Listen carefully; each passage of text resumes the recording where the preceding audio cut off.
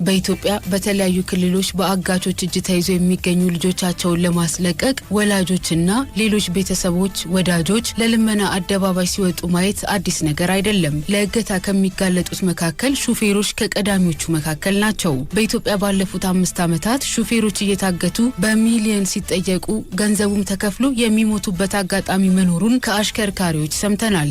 በሹፌሮች ላይ ብቻ ሳይሆን በተሳፋሪዎችም ላይ ተመሳሳይ እጣ ደርሶ በተለያዩ መገናኛ ብዙሃን ሲዘገብ ይታያል። መጋቢት 8 ቀን 2017 ዓ.ም የተከሰተው የቅርብ ጊዜ ትውስታ ነው። ከአዲስ አበባ ወደ አማራ ክልል እየተጓዘ የነበረ የህዝብ አውቶቡስ በኦሮሚያ ክልል ፊቼና ጎሃ ጽዮን መካከል በሚገኘው አሊደሮ በሚባል ቦታ ሙሉ የአውቶቡሱ ሰዎች ታፍነው ተወስደዋል። ከአዲስ አበባ ከተማ በ140 ኪሎ ሜትር ርቀት ላይ በምትገኘው አሊደሮ ከታገቱት ውስጥ ከዚህ ቀደም ከምትማርበት ዩኒቨርሲቲ ወደ ቤተሰቦቿና ወደሚቀርባት ዩኒቨርሲቲ ዝውውር ጠይቃ የምትመለስ ተማሪ እንደምትገኝበት ወላጆቿ ነግረውናል። ወላጅ አቅሜ ስላልቻለ ብሎ ወደ ራሱ እንድትቀርብ የደሃ የሚል ደብዳቤ አጽፎ ዝውውር የጠየቀላት ተማሪ 1.5 ሚሊዮን ብር እንድትከፍል መጠየቃቸውን ወላጆች ተናግረዋል። ተማሪ ልጃቸው በህይወት ስለመኖሯ ለማወቅ አስቀድመው 70 ሺህ ብር እንደከፈሉ አስረድተዋል።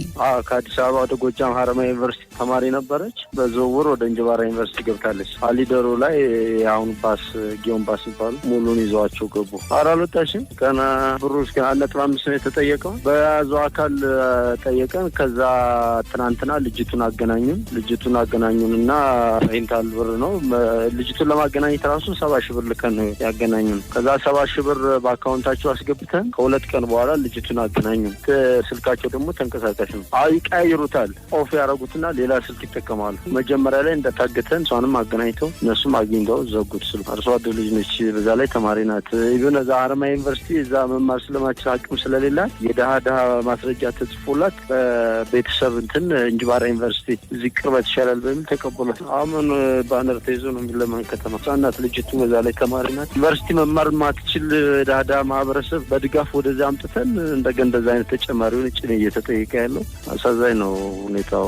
ምናልባት ለቤተሰብ ያበቁልን ደስ ይለናል። የእገታና የንብረት ማቃጠሉ አሁንም ድረስ እንደቀጠለና በኦሮሚያና በአማራ ክልል የተለያዩ ቦታዎች ላይ የተለመደ ተደርጎ እንደተወሰደ አሽከርካሪዎች ነግረውናል። የመኪና ባለ ንብረት በጣም በስቃይና በችግር ውስጥ ነው ያለው። በሄደበት ሹፌር እየተገደለ እየታገተ ከ500 እስከ 1 ሚሊዮን ብር አምጣ እየተባለ ያለበት ሂደት ነው ያለው። ከዚህ ቦታ የሚባል ነገር የለም። በከፊል ደቡብ አካባቢ ይሻል ካልሆነ በቀር በኦሮሚያ አማራ ክልል በጣም ስራ አድርገው ሁሉ ነው ያዙት። ከአማራ ክልል ሰሜን ሸዋና ወሎ የተሻለ ነው። ካልሆነ ጎጃም፣ ጎንደር፣ ኦሮሚያ ክልል ከጫንጮ እስከ ጓዚዮን ከአዳማ እስከ መተሃራ መስራት ሁሉ አልቻለም። ሹፌር አልነዳም እያለ ሁሉ መኪና አድማ እያደረገ ነው።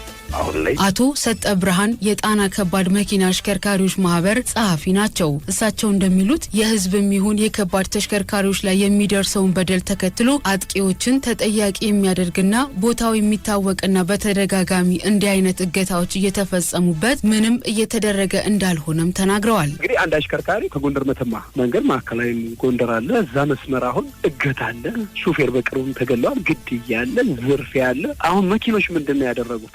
140 ኪሎ ሜትር ኤክስትራ ተጨማሪ መንገድ ዙረው እየተጓዙ ነው። ይሄን በመፍራት ኢማጂን ይሄ 140 ኪሎ ሜትር ኤክስትራ መንገድ ሲከድ ማህበረሰቡ የትራንስፖርት ኮስት ይጨምርበታል። የሸቀጥ ዋጋ ይኖራል። ከጉዞ የሚወስደው አለ።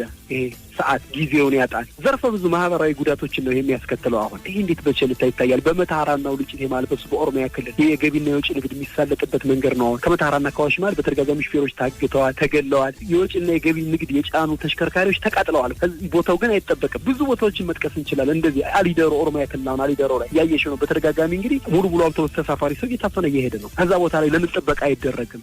ይሄን ስናይ ነው እኛ ለጉዳዩ የተሰጠው ትኩረት አናሳ ነው የምንለው። ምክንያቱም ትናንትና ሌባ ይቆም በተነበረ ቦታ ላይ ዛሬም ከቆመ ማንም አይፈልገውም ማለት ነው። ማንም አይጠይቀውም። ትላንት ስለሰራው ስራ ምንም ተረስቷል። በሚዲያም ደረጃ ስታስብ ሚዲያው የት አለ የዘገብ? እስኪ አንቺ ልጠይቅሽ 50 በላይ ሰላማዊ ዜጋ በአውቶቡስ የሚሄድ ታግቶ ከዚህ በላይ አሁን ጉዳይ ሊኖር አይገባም ነበር። ተማሪዎች፣ እናቶች፣ አዛውንቶች፣ አባቶች፣ ወጣቶች ታፍነዋል አይደል እንዴ? 50 የሚደርሱ ከዚህ በላይ ምን ዜና ነው?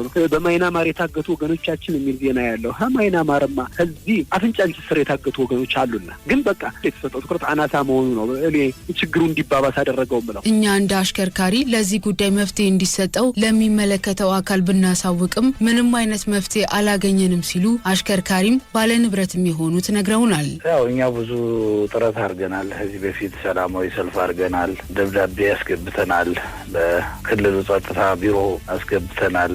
ግን ሰሚም የለን። እንዳንድ ሴክተር እንዳንድ መስሪያ ቤት ሁሉ አይታይም። መኪና ሰራተኛ እንዳንድ እንትን ሁሉ አይታይም። እኛ ብዙ ጥረቶች አድርገናል። ሊስተካከል ያልቻለ ከቀን ወደ ቀን እየባሰ የመጣ ነው። ለጉዳዩ የተሰጠው ትኩረት አነስተኛ ነው ያሉት የማህበሩ ጸሐፊ አቶ ሰጠ ብርሃን ከዚህ ቀደም እንዲህ አይነት ወንጀል የሚፈጸምበትና አሁን ሰላማዊ የሆነ አካባቢን ለምሳሌነትም አንስተዋል። በምሳሌነት መጥቀስ የምትፈልገው አካባቢ አለ ይሄን ችግር የተቋቋመና የተቆጣጠረ አማራ ክልል ላይ አርማጮ የሚባል አለ። የሚገርምሽ ከ2 ዓመት በፊት ሹፌር የሚታገትበት፣ የሚንገላታበት፣ የሚዘረፍበት ብዙ ነገር የሚደረግበት ነው። የሚገደልበት ሁሉ ቦታ ነበር ያ ቦታ። ነገር ግን እዛ አካባቢ በተሰራ ስራ ከማህበረሰቡ ከአካባቢው ከነዋሪው ህዝብ ጋር ተነጋግረው አጋቹን ይዞ ታጋቹን ባጋቹ አሳዝሎ ነው የከተማ ዞት የገባ። ከዛ በኋላ ለተከታታይ 2 ዓመት ሹፌር አልታገተም፣ አልተዘረፈም። እዛ መንገድ ላይ ምንም ችግር አልደረሰበትም። ስቲል ነው ማለት ነው። እንደዚህ መቆጣጠር ይቻላል። ሸገር ይህንን ከሰማ በኋላ የትራንስፖርትና ሎጂስቲክ ሚኒስቴር በበኩሉ ምን እየሰራችሁ ነው ይህንን ችግር ለመፍታት የሚለውን ለመጠየቅ ያደረገው ሙከራ አልተሳካም። ለዚህ ሁሉ መነሻ በየክልሉ ያለው የጸጥታ ስጋት እንደሆነም ተነግሯል። ማንነታቸውና ምንነታቸው በውል ባልታወቁ የታጠቁ ኃይሎች በየቀኑ